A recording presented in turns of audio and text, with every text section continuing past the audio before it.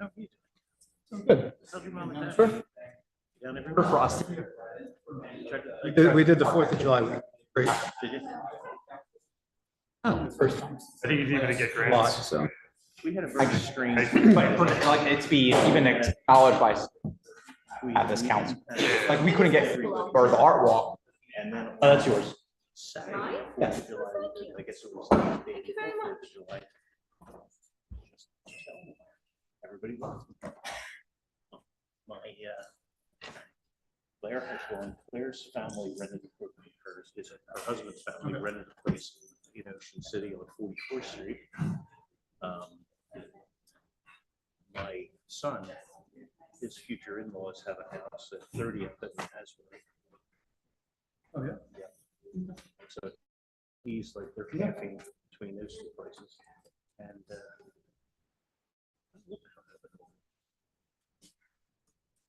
Has anyone heard from Anthony? Hmm? Have you heard from Anthony? I have not.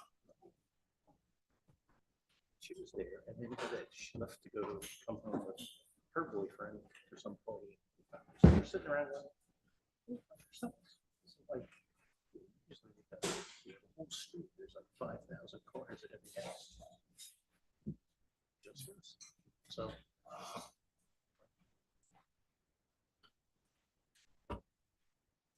Somebody said something about, it's kind of crowded in there. And I said, it wasn't when you were little. The two of us, very easy.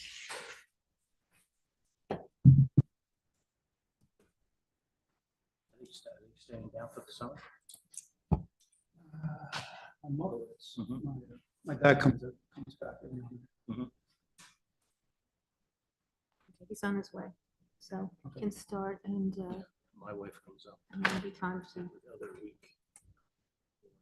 Babysitting day. Goes to daycare 4 days a week.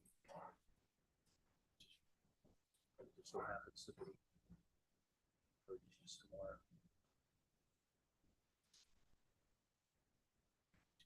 So married on this side. Okay. So we happen to be related to them. Mhm. So it's like, that's ready for the middle of summer. Hopefully not outdoors. Yes. Yeah.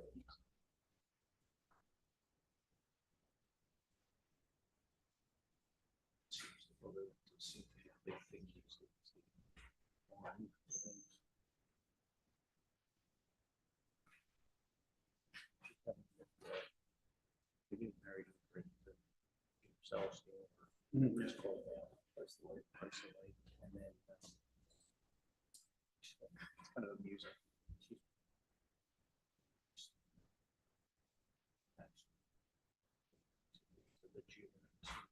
Oh, yeah. He was in Timmy's class. But so it's kind of an interesting room. That makes sense.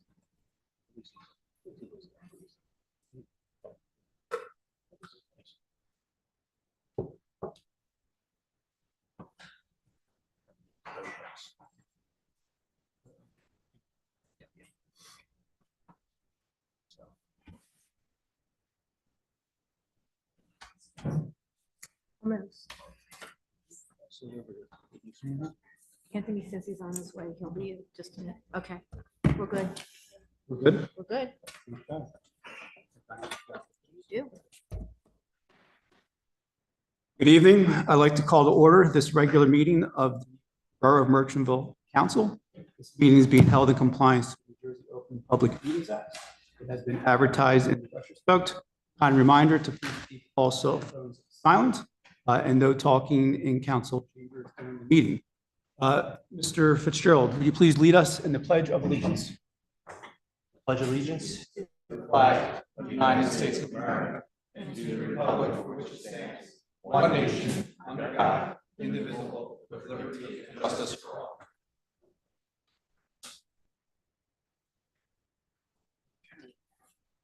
Madam Clerk, would you please do the roll call? Mr. Benjamin, Mr. Fitzgerald, Present. Mr. McLoone, Here. Mr. Perno, Mr. Sperazza, Here. Mr. Woods. Here. We have a quorum, Your Honor. Thank you. We'll begin with the public portion of the meeting. Anyone from the public wishing to come up and speak to council, please come to the microphone, state your name and address for the record. First. Sorry. Yeah, you I was don't. like, I don't know how close I am. You're okay. Just to Hope report. you can hear me. Your name and address. Yeah, absolutely. Ray Johnson, I'm homeowner 204 Glen Avenue. Last week I posted a Facebook video showing the flooding on Broadway. Some people probably thought it was too sarcastic, and after I posted it, I actually wondered the same thing. I asked myself, now whether I should take it down. And then I remembered the day after I bought my house, my basement flooded, and I discovered the previous owner hadn't disclosed any flooding on the street. I remember spending over more than $10,000 waterproofing my basement. I remember attending a public meeting about the pump station, here folks promised. I remember my wife and I giving the borough clerk our email addresses so we could stay informed, only to receive one update, and when my wife followed up multiple times via email, the borough clerk never responded. I remember the disputes over the property next door, the length of construction, even having to tell neighborhood kids to get off the concrete access structure because I was worried someone was going to get hurt. And that's when I realized the video really wasn't about Facebook. It was about making sure this issue could continue down. My wife and I are expecting our first daughter in January. Last week, we had to delay her ultrasound because we couldn't get out of our driveway due to the water being too high on our street. That was supposed to be a very good day for both of us, and instead I was looking at a road with a century-long legacy of problematic flooding. I think about what would happen if my wife, my daughter, or my neighbor had an emergency and couldn't get the attention they needed because our road was flooded. This is a scenario most people in this town don't have to consider. And as a husband and a future father, I just can't tolerate this, and I will not remain silent. We can argue that the pump works because eventually it drains the water. I am not naive. There's always going to be some flooding on this street. But I would argue if the water is rising to a point where the car can get hydrolocked, it's a dangerous situation. That is what happened last week. I would also argue that the effort to make sure that the pump drains the water as efficiently as possible hasn't been made. Installing the pump station shouldn't be viewed as the end of the project if there are still opportunities to improve how it performs and how it fits into the neighborhood. I have received criticism for how I spoke about this issue, and that's fine. I can handle criticism. What I can't accept is pretending the problem doesn't exist because talking about it makes people uncomfortable. Other than the flooding issue, I like Merchant. I like the town, I like its people. But again, I will not sit silently and stare at a pump station next to my house that I know could work and will look better. Tomorrow will be the 1-year anniversary of Resolution R2585, when the borough settled litigation with my neighbors who took ownership of the property on 202 Glenwood Ave, where the pump station currently lies. So what has happened in the past year? According to a statement written on merchantville.com, the borough has plans to install fencing and arborvitae buffering to help the station blend into the residential environment. That's a full year gone by. None of that's actually been done. I haven't even seen any grass being put down this year, to my knowledge, to cover up the dirt. I'm not asking you guys for perfection. I understand that no pump station can prevent every flood during an extreme storm. I'm asking for 3 simple things. Maintain the drains on a regular basis. Follow through on the fencing and landscaping the borough publicly promised, and continue evaluating whether the station can operate more efficiently during heavy rain. Keep the residents who live here informed along the way. If those efforts are made, I will be the first person to acknowledge them publicly. But until then, I'm going to continue to speak about this issue because people on my street deserve to know their concerns are being heard. Thank you guys for your time. Thank you, Mr. Johnson. Anyone else from the public wishing to come to speak on any subject?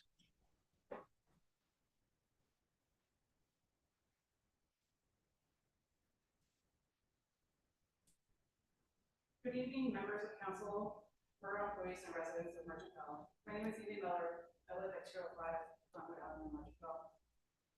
Monday, July 6th was a perfect storm of years of neglect, lack of communication, and a summer downpour. The flooding on Glenwood, Islands, and Holly is a known issue, and every summer the residents continue to fight for services and access to information regarding the pump and the associated drains and pipes. We know it's going to flood to some degree, and we don't expect perfection. But for over $10,000 a year in taxes, I do expect promises of upkeep and maintenance on the streets, drains, and city property to help prevent additional flooding. On the morning of July 6th, prior to the storm, Public Works was on Glenwood picking up resident collected yard waste. However, our Public Works wasn't directed ahead of the storm to clear the drains or street of heavy tree debris that was present. In extreme weather, the London plains that line Glenwood and Holly create a significant amount of litter from the bark that sheds. In fact, one of the downsides to these magnificent trees is the amount of litter they create from the large seed pods, bark, and of course the large leaves in the fall. The debris in the street all cascades down Glenwood, filling and covering the drains, which exacerbates the flooding even further.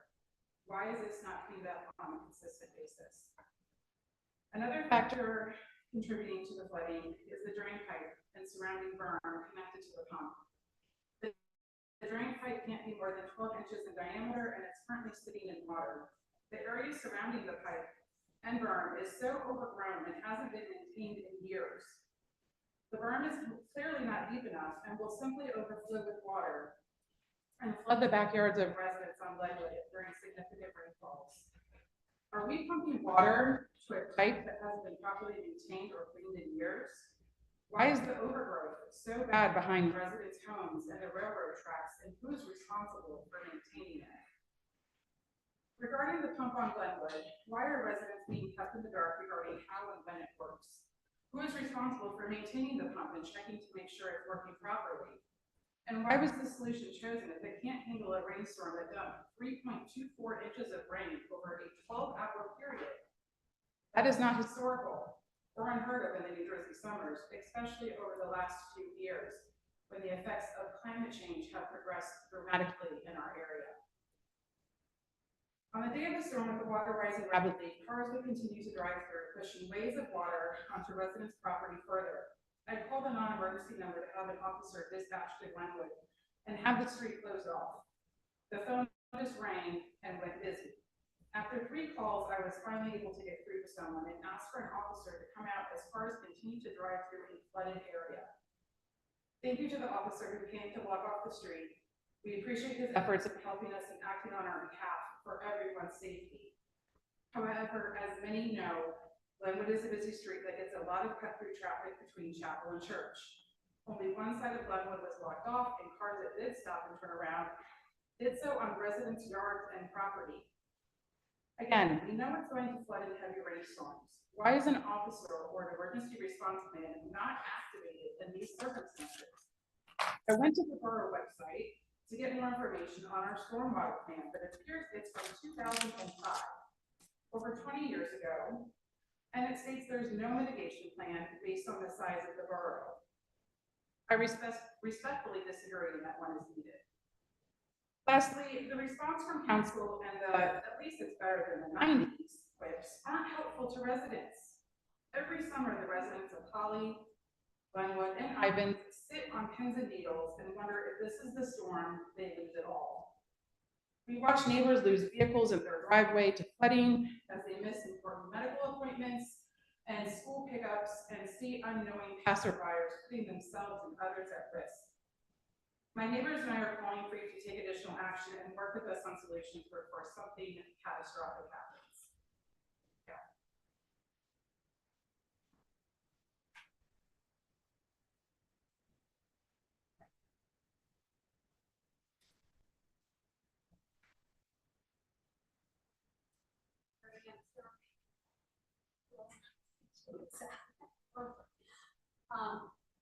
I'm still so I'm not adding to that conversation. Only to say that's one thing. But I would like to ask if you can give us an update on 401 Somerset. I figured probably would later on other questions.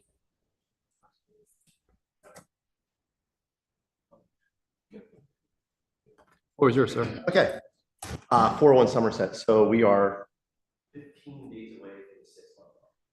So there's a meeting, there's a meeting scheduled this Friday with St. Joe's Father's Son, our borough, down at the beginning of the process for this receivership, probably receivership, or using the property tax.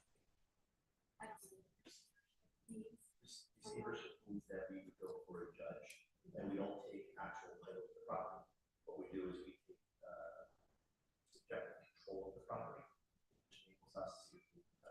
fixed up and then put it on the market for resale. And then at sale, the borough is reimbursed for its expenses, St. Joe's reimbursed for their expenses plus a reasonable profit set by the judge, the receivership. And then any additional proceeds over and above those repaid expenses is then paid back to the property owner. If we go down the abandoned properties route, properties, we actually take constructive title of the property, appraisal is then set on the property. The value of the improvements that need to be made is offset against the value of the house, and then whatever that differential is what is then paid to the property. In this particular case, we just can't get a hold of it. No one's responding to the request by the borough. We now actually have multiple violations, as you know, penned against the property. All of them have gone unanswered. So we've actually went to the title owner. There's a lien holder on the property as well. Neither the lien holder nor the title owner has responded. So at this point, we're ready. We can now act. Yes, there's meetings this Friday, and then we'll figure out from Lar, hopefully she's interested in property now. It's not in the borough's interest to take the property ourselves and try to manage a renovation as a borough.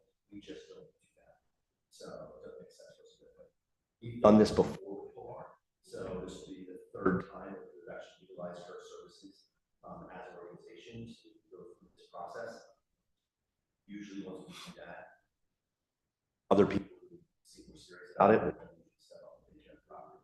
That's not the only property we're targeting. There's a property actually on Alexander that just went vacant, but we may use a different approach on that one because it's a it hasn't yet, but it probably is close to it has causing damage to adjacent street. There's also 45 West Chestnut, which is also a problem property, which is now we have citations against the property that over 500 days responded to by the property owners. And then we have Center Street, which I'm happy for, is actually along the roof.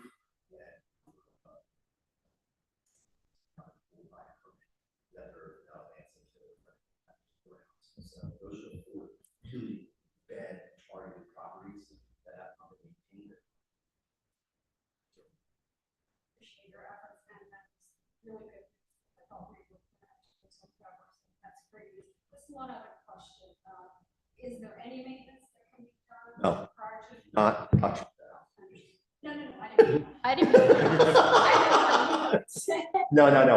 We've noticed everything. So that'll all be part of the conversation. I have to told my power wash the driveway. I said, No, please. Yeah.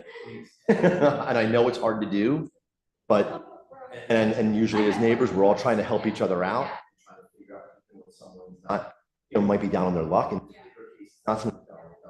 This is investors who have held onto the property, and so you're not helping.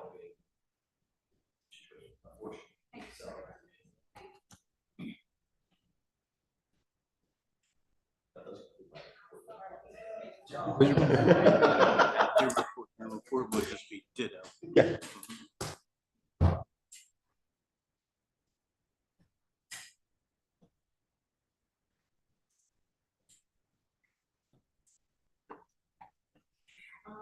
My name is Amanda Hall, and I live at 606 West Maple Avenue, apartment 85.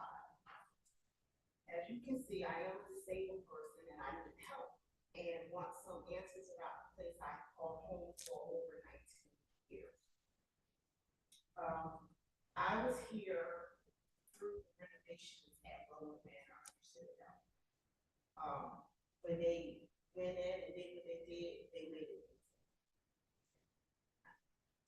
However, that was in 2013 when I transferred apartments. In 2014, less than a year later, I had a leak, a bad roof leak. And they went in and they fixed it. And I didn't have leaks anymore, like off and on until 2024. Code enforcement cited the apartment with several violations, but the one that has been causing major leaks came from an inspection where Mr. Connolly cited them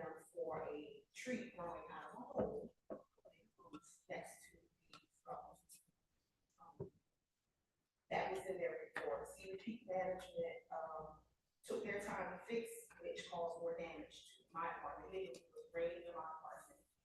And I fell in a puddle of water and had to go to the clinic.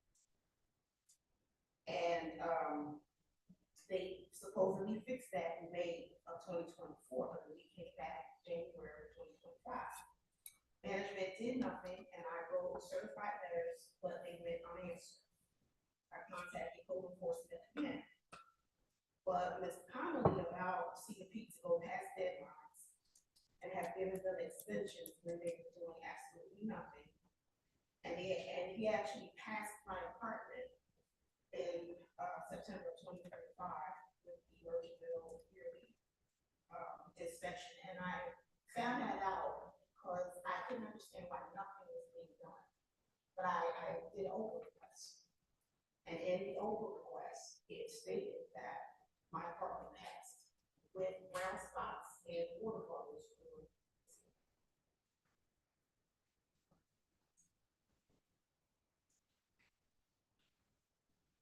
I also found out from another open request that there have not been any permits pulled from March 1st, 2023 until July 2nd, 2026.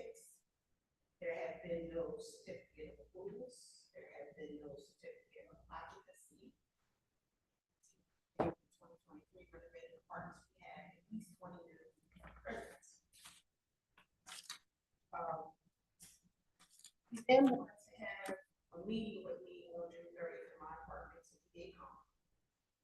And he cited the apartment again, this time 6 violations. According to the violations, ceiling needed to be cut out completely, repaired, checked for mold, inspected from doing, because when it rains in the same space over and over and over again, down the conduit into the outlet, which that's put nothing in here. Yes. The whole thing was him from 2024 until June 30th. And, okay, and so we needed repairs on the roof. We needed to cut out the seal where the leaks were, to inspect for mold. All of these things needed to be, and a brick pointer, an electrician. According to his citation, all of these things had to be done by licensed professionals. So I contacted Mr. Connolly and I asked him who were these professionals that were coming. Because since 2024, all I got was a spray paint, because this was corrected while I had the same leaks in the exact same place every single time. And now it's getting shorter of when the leaks come. It's no longer 8 months, it's like 3 months, 2 months. So my question today is, how could my apartment be ready for me to go back in? And I spent every time I had to get a hotel room because I was not going to be in that apartment. I left my camera. My camera showed me these were not professionals that did it. They did work Sunday. They did a hose test. They put the sheetrock back after 4 hours. All of a sudden, my camera went out at 11:48 a.m. But popped back on at 3:04 p.m. At 11:48, hole in the roof in the ceiling. 3:04, sheetrock's back. So I got in my car and I drove back to Borough. And I sat in that car for over an hour, even though I was hurt, because I wanted to see what was coming in and out of my home. I canvassed the area to see the contractor's fans, whatever. It was one white van. No license of a contractor or anything. I waited to see who would come in. It was 2 young people and like an older gentleman. And just for the record, everything that I'm saying is over how most of my into this record. And here you will find for the rest of everything that I'm saying, it was over requests of when there was no event pool. You will also see how Mr. Connolly cited it. So am I supposed to go back to this apartment after they checked the hole, but they cut the hole. There was no remediation. There was no containment. They just cut it. So when they did that, what happened to all those mold spores? It went everywhere. They came back today to finish painting. My question is, who inspected that? Where's the paperwork for the professionals? Because once you go in here, you're gonna see who these supposed professionals were. Now, you don't judge a book by its cover, but I could bet the grant on its one.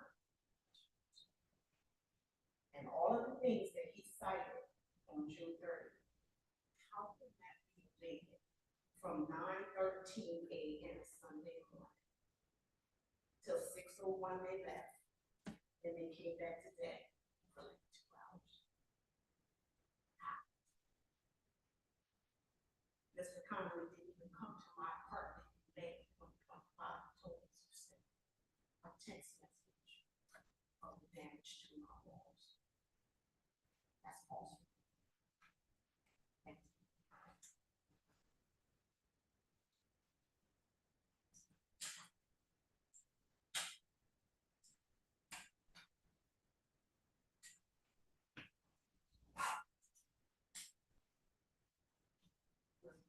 Good evening. My name is Ken. I reside on One Avenue. What address? I've been here 26 years now. It baffles me that this township has known about this problem for over 50 years and still allowed houses to be sold and rebought, knowing that that street where we live is like a disaster every day. After the last couple of floods that we had, I now have to contact an electrician to move my circuit breaker box to another wall because the water comes totally up the front of my house, running down the side of my house into the backyard. And because of that, now I'm having leaks in my foundation. I have to have my breaker box moved to get to the problem. My garage has been flooded, I don't know how many times. And since I'm at the bottom, it seems like I'm 4 houses away from that pump. And my yard gets, I'm talking inches and inches of water. And like I said, it runs all down the side. I get water in my backyard. I was here years ago about this, where the backyard almost met the front door. And now water felt like I was going to be. But that sump pump that was put in, I don't care what anybody says, oh, it rains too hard. Even when it doesn't rain that hard, there's a problem with that. So I don't appreciate the fact now that I have to come up with money to start, doing electrical work either. I think people that live where we live should, I don't know if it's taxes or what, we should somehow be compensated for all the aggravation that goes through with our homes. I don't even know if we'll be able to sell it all. Somebody on Facebook said the other day, well, if you don't want the street, then move. That's not so easy. It's easier said than done. I don't know if anybody really would want to buy the house, knowing what the potential cost would be.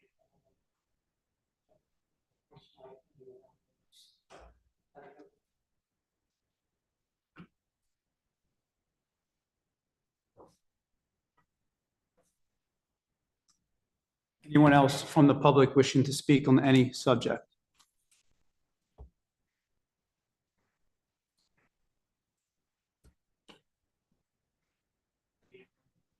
Thank you all, council members, BA 211 St. James Avenue. I was here in front of council a little over a year ago, asking you to consider legislation that was going through the State House in New Jersey. At that time, it was called the Climate Superfund Act. It's presently changed names to be called the Make Polluters Pay Act. And the theory behind it is the old federal Superfund law. Companies that contaminated the soil were asked to contribute money put into a fund so the federal government could clean up contaminated sites. This law, if run in its It's being proposed in a number of states. It's been passed in New York and Vermont so far. It would ask the largest fossil fuel companies that have contributed a certain number of metric tons of contaminants from fossil fuels into gas. The fund to help pay for the damage from climate change and resilience projects. And listening to some of the stories about Glenwood Avenue flooding, I think now is really an appropriate time for the council to revisit this issue of a resolution saying you're in favor of our state Senate and state assembly and governor signing this bill into law. 70 towns have already passed a resolution. I have a sample resolution with me I can submit, but this law is designed to help towns and help taxpayers by not having taxpayers pay 100% of the burden of the damage from climate change, but force the largest fossil fuel companies to contribute to a fund to help with the problem. It's a win-win for taxpayers, for towns. The only one that does not do well are the fossil fuel companies that have to pay into this, but it's a small fraction of the profits they have made from their business over decades and decades. And the evidence from various information that's been submitted shows that fossil fuel company scientists knew as early as the 50s and 60s that they were going to be that their product was going to be causing this harm to our climate, yet they hid it from the public for decades. So there's a reason to ask them to contribute something. As of now, the taxpayers are paying 100%. That's not fair. So I ask that council consider this resolution. Ask our state legislature to pass this bill. We have to put pressure on our state lawmakers to get this bill passed in order to have it go forward. So I'd ask that council. I have a sample resolution. I also have the bill and a summary of the assembly subcommittee summary. Thank you for your time. But now's the time. This is coming front and center as we face these storms that keep occurring. Thank you.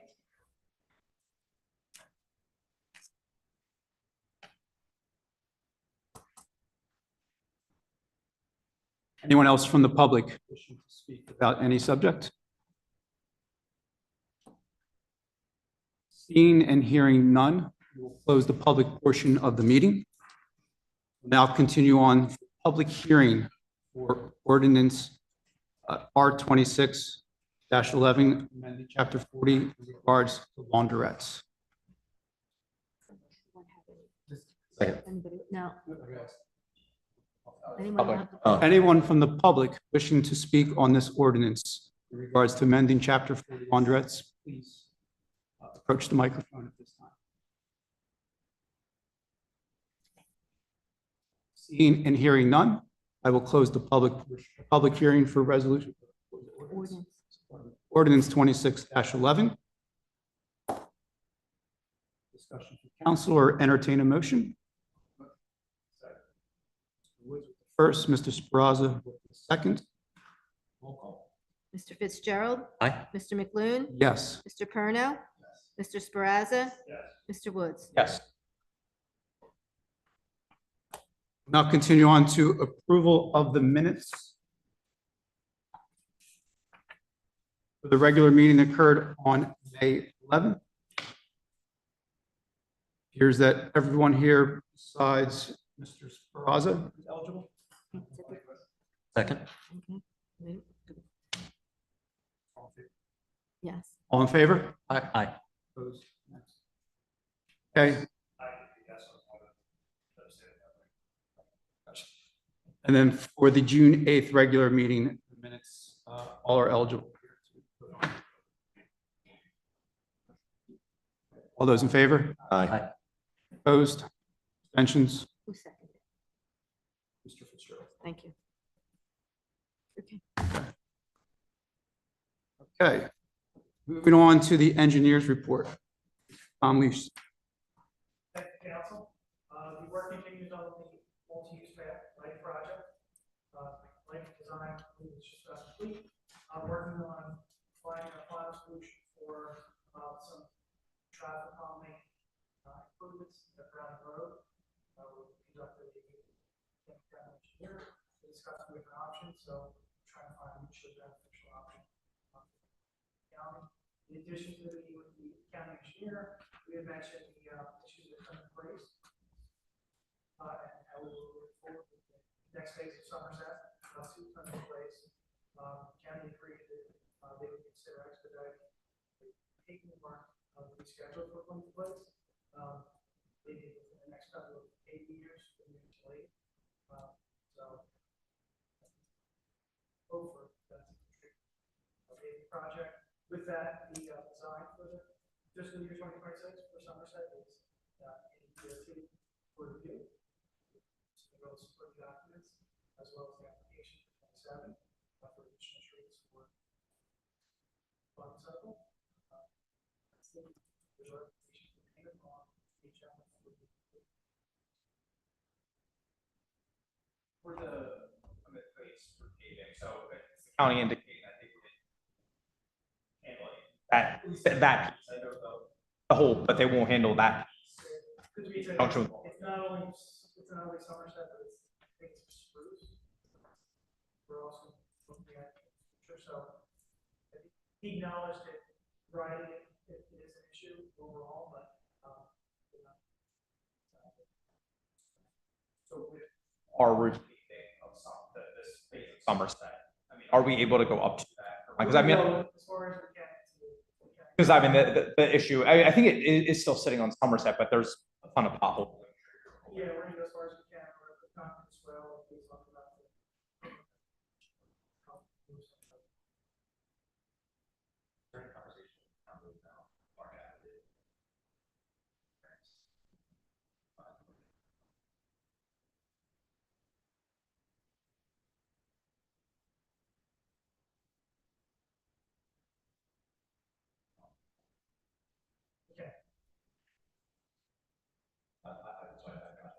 They're supposed to resolve it.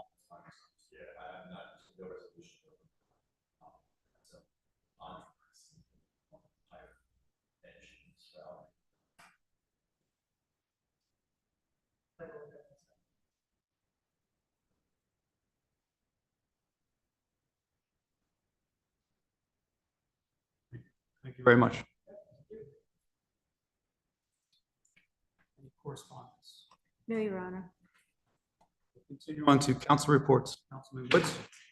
Thank you, Your Honor. Not much report this time. Shade Tree Commission held their meeting this past Thursday. There is a number of trees throughout the borough that require attention following the storm, but we are maintaining our work based on our allotted funds.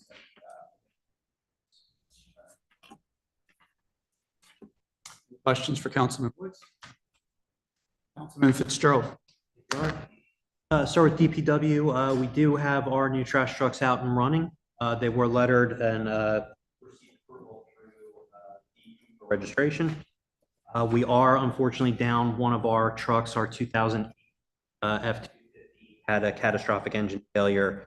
Fortunately, that was one of our 3 snowplow vehicles, so we're going to have to be looking into some resolution to that issue as we get closer to, I know it doesn't feel like we're anywhere near it at the moment, but as we get closer to winter again, we'll have to look into how we're going to mitigate that. They're currently working on some pothole repairs and up at the DPW facility that was requested by myself and Councilor Woods was also OEM. We had a new prospective volunteer reach out over the last month. I've forwarded that person's information to Mayor Brennan for consideration.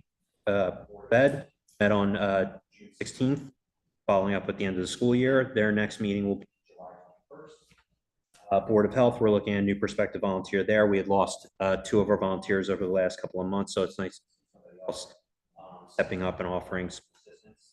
They'll be potentially sworn in either tonight or soon. We're also going to be looking into doing some updates to the website and continuing the Healthy Town initiatives. Marshville Business and Professional Association, I've been in contact with them along with the Scouts and the Historical Society. I've reached out to Councilman Perno, Councilman Woods, and Mayor. We're looking to do something of a group project to potentially move and build the display board that's currently behind Borough Hall to figure out if we do fundraising and potentially build something a little bit more up to date, effective, getting information out to the public regarding historic sites and public events. Finally, we had Pride last month. Went quite well. Thank you to the professional associations for taking on that this year. July 1st, the first Friday of July, unfortunately, was canceled. Their next one will be August 7th. We had the Veteran Suicide Awareness and PTSD Walk. That was their 10th annual. That was very well attended. And upcoming, we have the Best Toy Fair and Yard Sale. Questions? Councilman Speraza. Thank you. Just address your issue. I did speak with the staff with the code enforcement. They are aware that has to stay Department of Health hospital. Obviously, support was just by that documentation. So I need to finish that. Hey, if my concern with providing So they have to turn that over, so they will be aware. I just let the code enforcement know, and like I said, it was discuss that. So that provided, we'll keep on it if they are aware. For Birchville Fire, 16 calls in the month of June, 7 to Borough, 1 Cherry Hill. It's 117 total calls this year so far. Still tracking 38% weeknights, 27% weekdays, 35%, or 27% weekends, 35% weekdays. Kevin and I, Chief Patty and I met last week to discuss the next recruitment package. Try to get more volunteers. There's 4 in fire pads today. Apparatus is all doing well. Fire prevention, 131 annual inspections completed, 85 inspections, 40 issued, 5 added resolved. Total violations for the year, 231. Code enforcement, there's currently 87 active open complaints, 198 closed. Which years, 25, resale inspections, 26, re-inspections, 20. Rental inspections, 17 inspected, 34 violations, 140 closed violations for the borough, and 33 inspections. So that's it. Thank you, Councilman Speraza. Councilman Perno. Yes. One for the bills.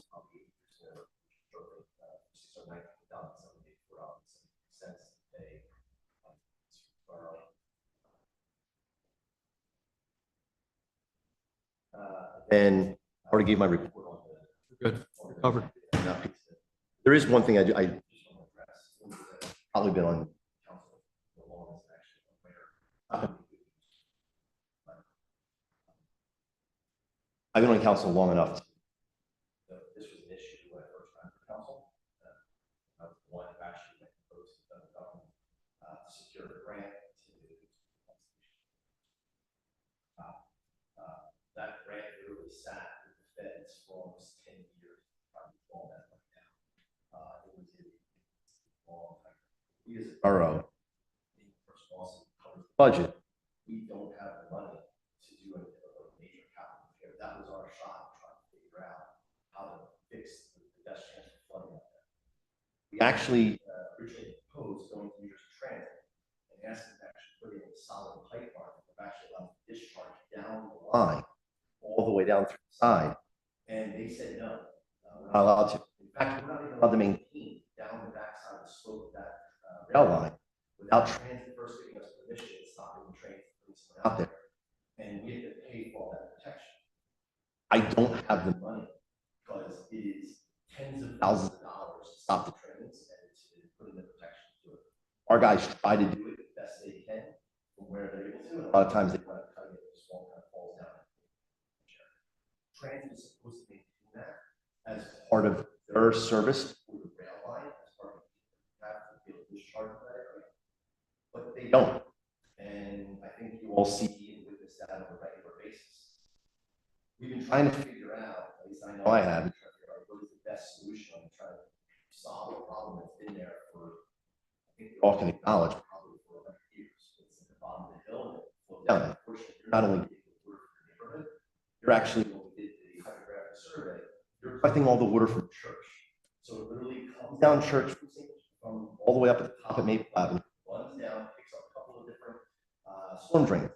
But the other thing we need to be aware of in Merchantville, our storm drains are not interconnected to the sewer system. In fact, almost every single one of our storm drains is only a pipe that goes in the ground, and it just holds the water temporarily, and then it just is supposed to naturally filter into the ground. They don't actually go anyplace. They don't go to a large pod or a pooling area.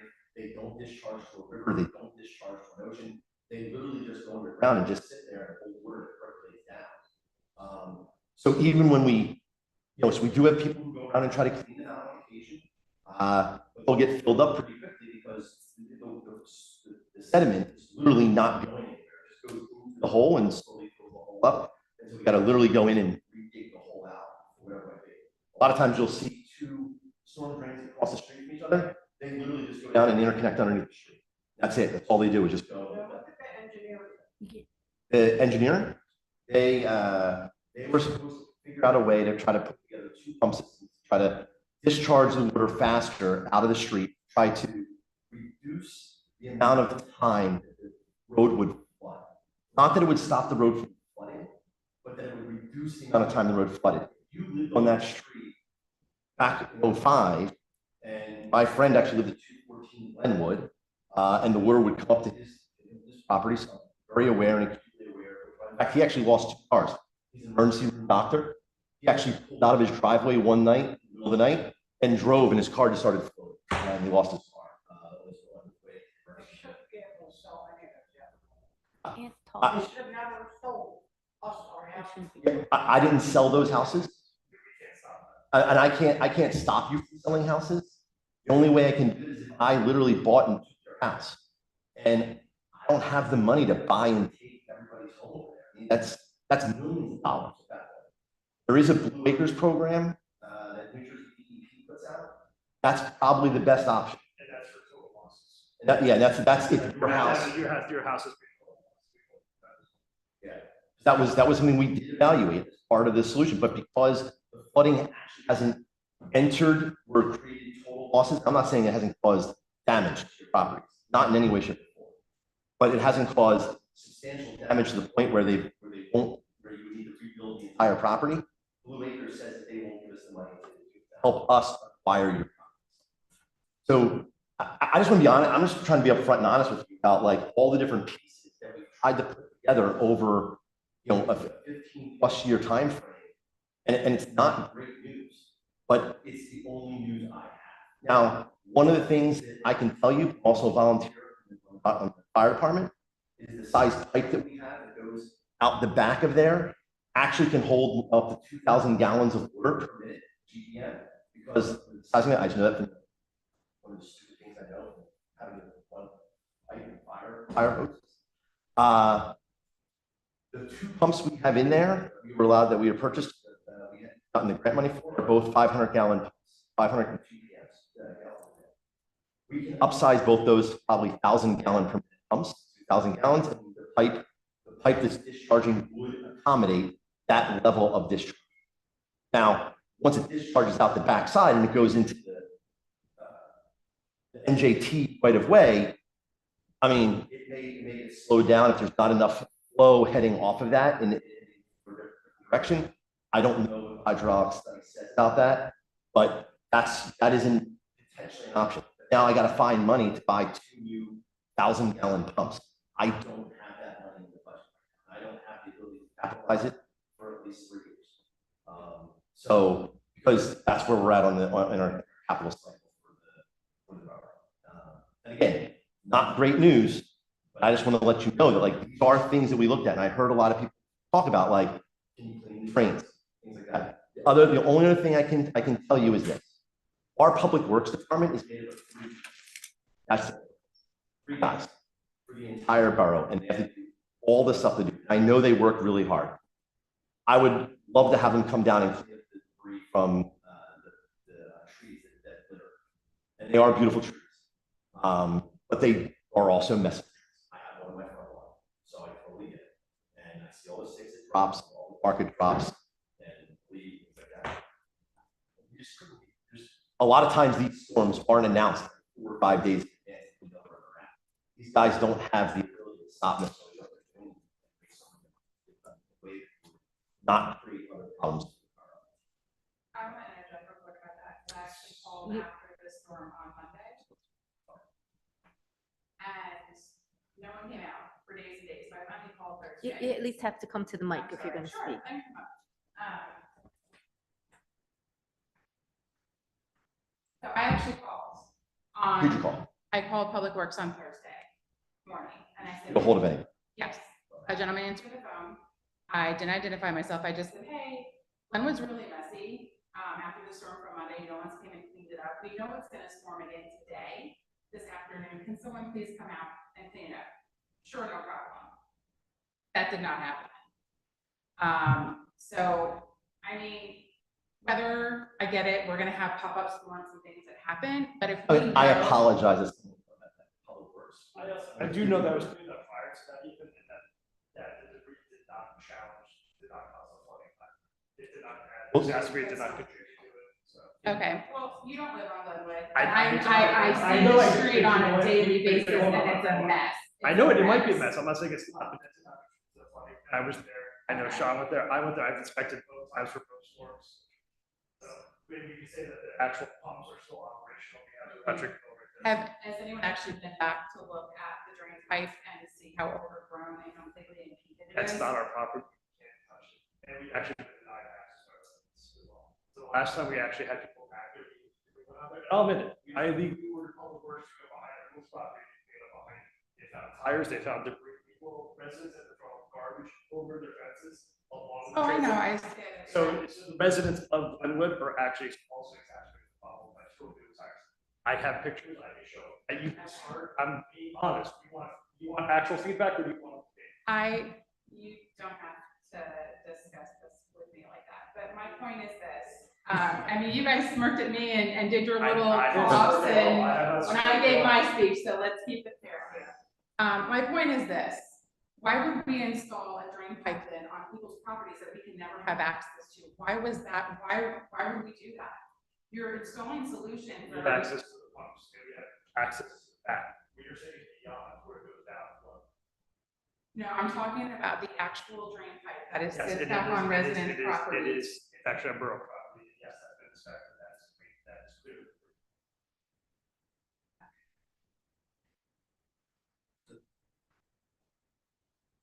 Like independent cost workshop. When we send Public Works down, they don't necessarily clean the entire street, we will clear. That's not necessarily helpful with what you guys are talking about, because then we're just continuing to slide down and the inlet from wherever. Remember, it's coming from all the way up on Church, around Church, down the street. That's a lot of area to clean in a short time. We don't have a street. So, these are things that like we need to kind of like look at as we're trying to figure out like how do we pull together the necessary resources to try to pull stuff together. Those are the issues that we're facing. I'm just telling you that I can tell you that where I've been sitting for the last several years, this has been an issue that I know has impacted me deeply. And this was the best solution that I could come up with at the time to try to figure out how to solve the problem. And you're right, it's not the perfect solution. And but it's the best solution I have right now. And I am open to additional ideas, but they have to be ideas that acknowledge the fact that we have limited dollars. And I know the taxes are high. I pay the same taxes that everybody else does. Okay, that's fellow resident. But I can tell you that the budget's not there. We don't have a large corporate center that pays our taxes, unfortunately. Our taxes are just a bunch of residents. We're a small town that's fully built out, and we have no new revenue coming in. So the only way we get revenue is by raising taxes. So I'm doing the best I can to try to balance those different needs across the board. I will continue to try to fight and figure out how to find dollars to try to fix the problem to the best of our ability. But At some point, we're going to need people on the street to also help chip in. And maybe it means going out and cleaning up the sidewalk to get to the storm. Because our homeworks can't get to it, you know, and trying to do some things like that that would actually help us along. I appreciate making the phone call to the saying, hey, this is blocked. Please continue to do that. Okay, we will send guys out to try to get there as early as possible. So you start seeing it build up, even before the storm has happened. Please alert us, let us know so we can try to figure it out. The one thing that we are looking into, we have an alarm that tells us when the electricity goes out to the pump station. But I don't have an alarm that tells me when the pump is blocked. And so that is something that we can take a look at as well. Figure out sort of way to try to figure out, like, are the pumps operating at maximum optimal level? I just don't have it. Now the question is, it's great, I can put an alarm on it, but then if it's in the night when our public works are in, who's listening to the alarm? That's a whole different story. We'll cross that bridge when we get to it. But this has been a long-term problem. If you live on this street for 24 years, I'm sure you're aware of it. And I know that since I've been in town, it's a problem. So, similar times. So, yeah, it has been a big issue. Unfortunately, the storms are getting worse. They're dropping rain faster, and they're dropping that one storm that happened just recently. I think most people were really upset about. It actually dropped 2.6 inches in or 30 minutes. And I only highlight that because I used to work in Camden when I was first on council here, and one of the things that I worked on very closely was the stormwater system in Camden. And so that's why I knew about the funds and federal funds to do. So at any rate, it's not great news. I'm not trying to sugarcoat it, and I don't mean to try to sugarcoat it in any way, shape, or form, but I'm going to tell you, sure. So I'll do the best I can. But We are updating the short plan, so that's actually the process that was updated. It's something triggered regularly too. Yeah, and then the other part about the question about the landscaping and all that, we did try to provide landscaping. There was some vandalism, we'll call initially, which is actually we had to go back and actually ended up digging the property. There was grass you put down, if that was stored up. There was some other plants, so that's why I'm shooting exactly what they have to go. But we had to go through the surveying process for the summer. Maintained, you know. we only acquired the property. Yeah. So we get the property. I'm sorry, When did we get the property? sometime late last year. Late last year. So we'll make sure we get that taken care of. That's what. It's on our list. We just were going to do it in the spring and do the fencing and the arborvitae at the same time, but then it got to be too late. The fencing people couldn't install it, so we can't do it now until the fall because the arborvitae would die. So it was all to be around the same time. The pump was dug out. He actually had a level grasses up a bit. It was active. Also, someone actively throwing stuff around into the pump system, trying to damage the pump system.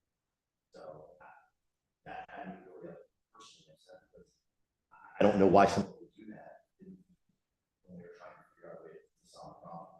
That cost the borough a lot of money that could have been spent on new pumps, better alarm systems, all different sorts of other things. We lost money, and we wound up having to buy the property, which was already an easy. We should have got right. We were on anyway, and then spend more money to buy the property, which made no sense whatsoever. It was just money after money that was being wasted on damage repairs. Which is one of the reasons we bought the property so much. I didn't want to get into that so much. That had me upset. Police have been actively, they're aware of the situation. They monitor the situation well because there's another resident that is at the time. And what upsets me, I guess, my taxes are high. And I look at that as my tax money.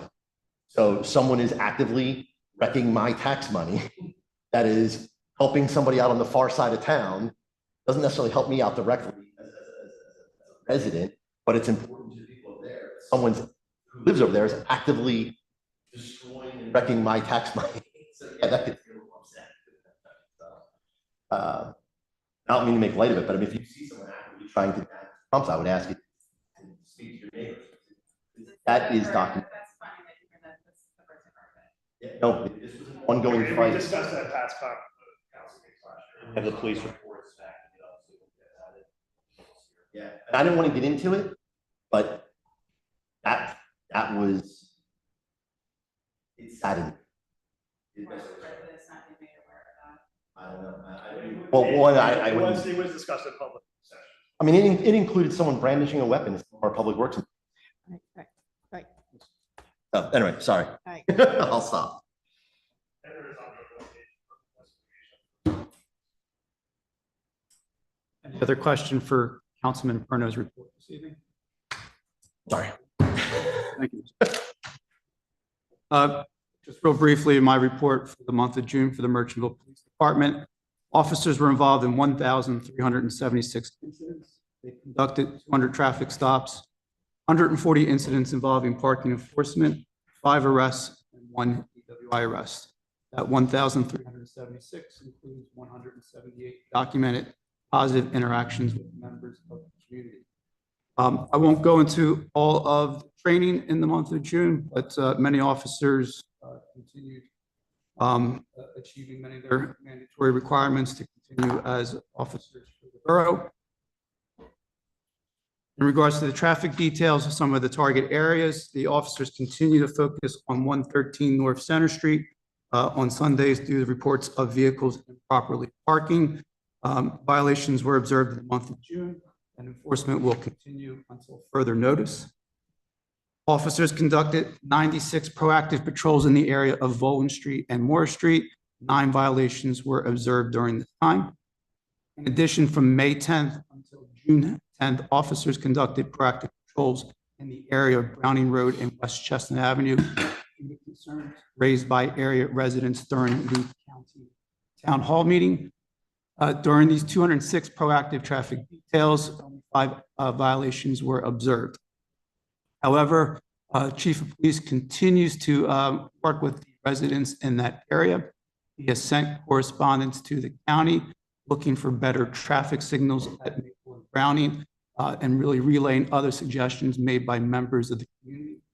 The county did come back and did state that the costs with the traffic lights are costs of the borough. Is that your recollection, Mr. Perno, that traffic lights are something that we have to pay for the improvements? Okay, so We don't have the money, so.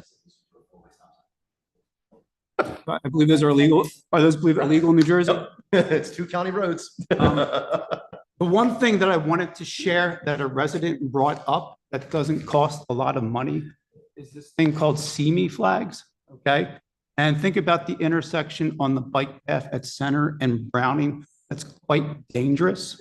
But the way the idea works is you have buckets on each side of the street with these like high visibility flags, sort of like. But there's a lot of communities that you grab a flag out of the bucket and you use it as you cross the street, put it in the other bucket, okay? I've been to towns that. You've been to towns? Okay, Yeah. I haven't seen it, but as someone who jogs that bike path every day and almost hits by a car on Browning Road every day, I think this is a great idea. It costs $200. I'm sure we can get some private donations. So I ask you to take a look at it and think if this would be a great safety enhancement at little to no cost to the borough. So something to think about for future considerations. On July 1st, Secretary Fran Myers, unfortunately, her full-time position was eliminated. The borough is quite grateful for her 33 years of service. Again, based on some of the cost constraints, we've had to eliminate the full-time position and the hours of the police window. The window will be monitored by Lieutenant Callaway, Mike Riley, and the Chief of Police during the times. I think people saw on social media, it's now limited hours from 10 to 2, 10 Monday to through 2. Thursday. Monday through Thursday going But you forward. can call, can pick up the phone if you need an officer. And then last but not least, Officer Kevin Rosario began back on May 18th, was added to the rotation schedule effective June 29th, as part of the official person power supporting the borough going forward. Anyone have any questions or comments for me? I want to thank our police for their response at the project. There was some disturbances and they were very practical. Helped diffuse what could have been a hit. So thank you to the police. Personally thank them. This public forum, thank you. Okay, clerk's report. Thank you, Your Honor. I just wanted to let you all know that we completed our permanent financing. That's all been completed and we're just signing off on everything. State aid came through at the notice today. Fortunately or unfortunately, it's still the same. Nothing's changed. We would like more, but it's the same as last year. Also, Parks and Playgrounds is halfway through and we have about 71 kids that are registered. So we did pretty good. And Mr. Fitzgerald gave the rest of the report on different events and things. That's okay. So that covers the community development report. I don't have a report. For Okay. community. And no CFO report No. as well. Okay. Can I ask a question? Yeah. What is that number? Almost the same. We had about 75 last year. So this year we offered a weekly option, which turned out to be pretty good because that averages all those people as well. And some people took advantage of that, the different weeks. So that seemed to be a good option too. Moving on into old business. We have two discussions that we'll touch briefly on this evening. The first is in regards to the food truck ordinance. Councilman Woods, you want to talk first? Or you wish? Sure. So I believe all council members have received an outline, and that's the conversation that we need to have. But it's my understanding that there's been some food truck operations on public property. We want to make sure that we're in compliance with state law, and there may be some need for a local ordinance to ensure that we just don't have road food trucks operating on public property without the permits. So I think that we need to continue to have this conversation, maybe look at instituting an ordinance to oversee the operation of public streets and public property.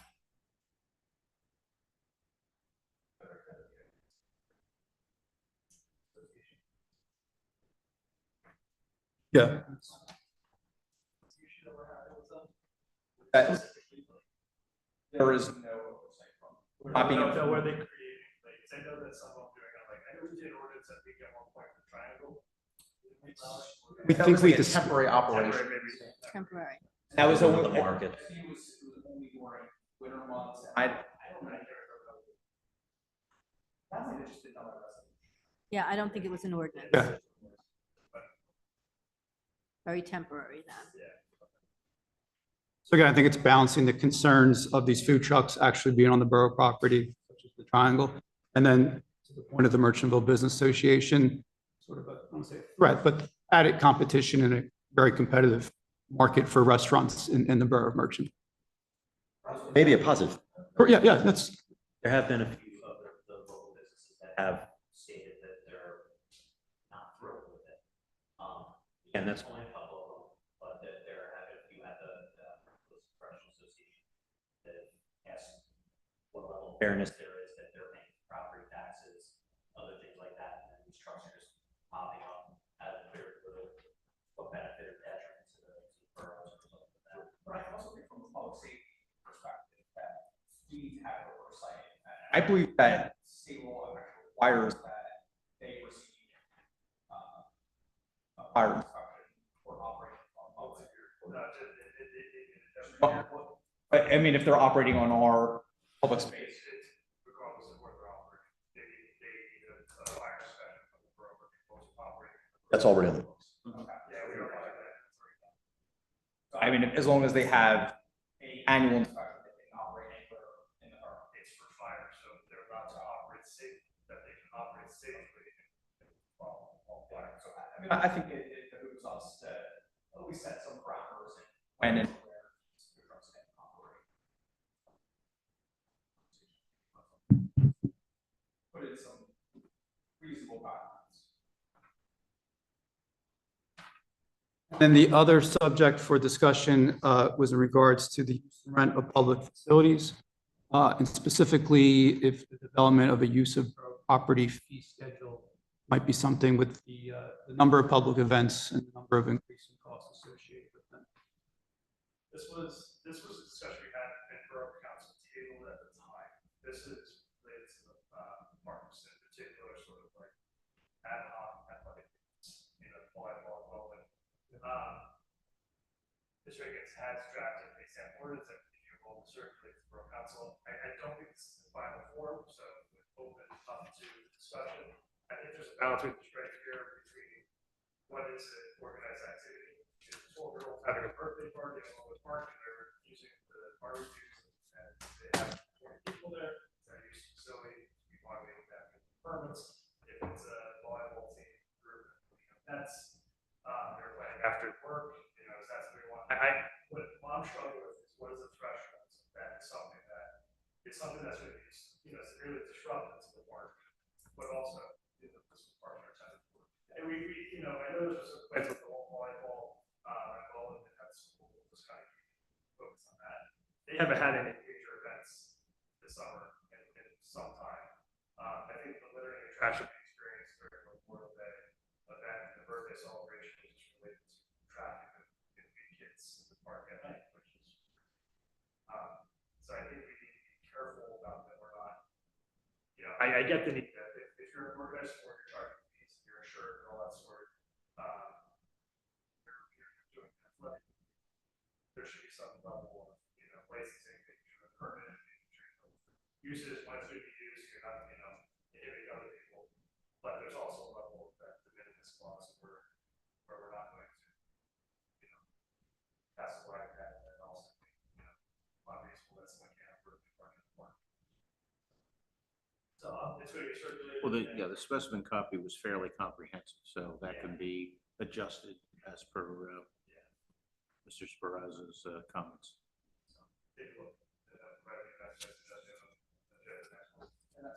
And in the fee schedule that we have here, there's also some guidelines for police overtime. I know we had clock should the borough be absorbing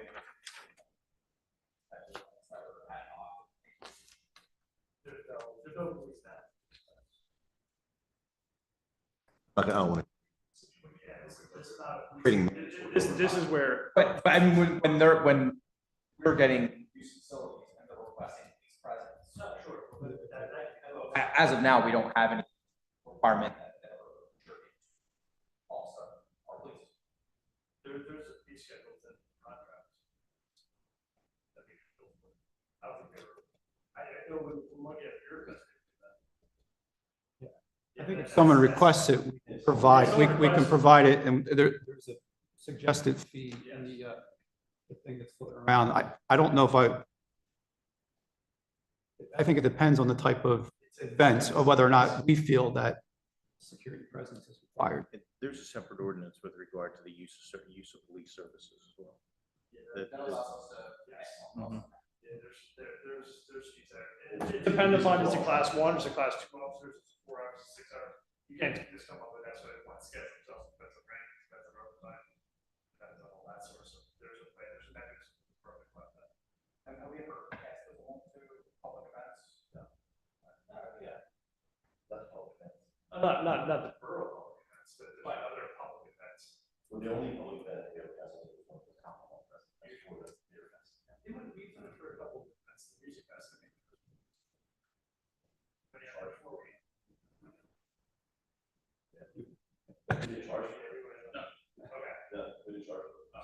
I know we have. and that's my whole thing is that like I usually think that a lot of those events are run by members of our community or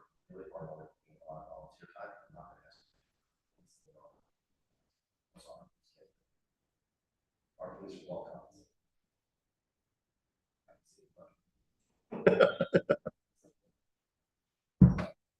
Same token, I mean, to reinvent the wheel either, we could also look at the emergency when outside organizations come into. And right now, ordinance allows us to do that. When we want to pass that on, when we want to pass on that cost, we absolutely pass on that cost. And that's why when we went to the new format to say that all public safety directors, fire, police, we're all going to be able to say it's necessary to require. And a big threshold for me, we're charging for that. There's a private group that's coming into town, charging for the event. Okay? Like we did for the Blue Monkey when we were doing the firearms on the Beer Fest. That I think is a legitimate situation to turn around and say, hey, we should probably have some of the reimbursement costs go back to our police department services. But if it's a free volunteer event that's coming across the borough, I mean, there's a value to us as a community to have that event go on. And I think that the police, half square mile of town, we should go to cover and protect. Like, even when we had the Pride Fest, I mean, if we charge them for policing, that Pride Fest just goes away.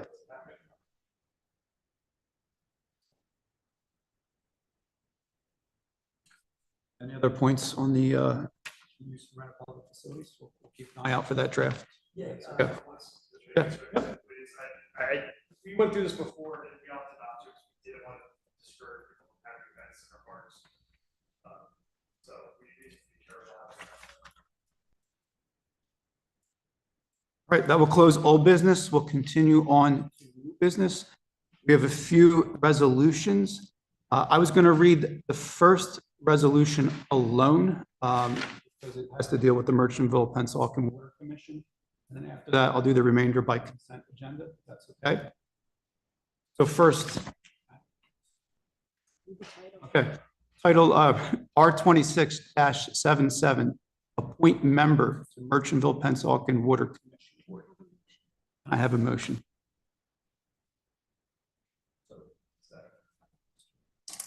First, Mr. Benjamin, Mr. Fitzgerald, Mr. McLoone, yes. Mr. Perno, Yes. Mr. Sparazza, Mr. Woods. So I'll read the following as consent agenda, as long as there's no objections. Resolution R26-78, authorization for payment 1 for Merchantville Community Center project. Resolution 26-79, Chapter 159, special items of revenue. Resolution 26-80, adding totally disabled veteran. Resolution 26-81, appoint member to the Merchantville Board of Health Department. And then Resolution R26-83, this is the Art Alliance walk-on that I shared on the table, the establishment of the commission to support the arts in the borough of Merchantville. Mr. Perno with the first, Mr. Woods with the second. Roll call. Mr. Benjamin, Mr. Fitzgerald, Mr. McLoone. Yes. Mr. Perno, Mr. Sparazza, Mr. Woods. At this time, I'll ask Councilman Perno to financial report. So as promised, I would introduce resolutions to pay bills that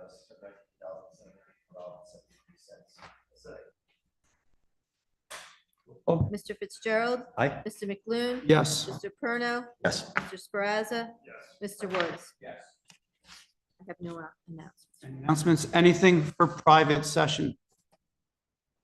I will gladly take a motion to adjourn. Second.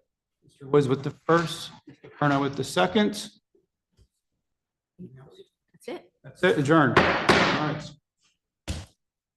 Thank you, everyone. Okay, we had a new recorder. It's hooked right up to the sound system here now.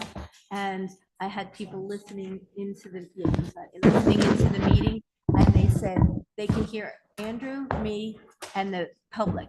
But I think you're gonna have to move your mics closer to you. Okay, that's fair. They said it keeps like going in and out on all Okay. accounts. That's fair. All right. Got it. This is the, Yeah. so I'm gonna hold on to that. This is also Bill, make sure that gets to You Kevin. know, we don't need an ordinance to do this. You're trespassing. No, I know. We can Just just, trespassing. no, Just but public.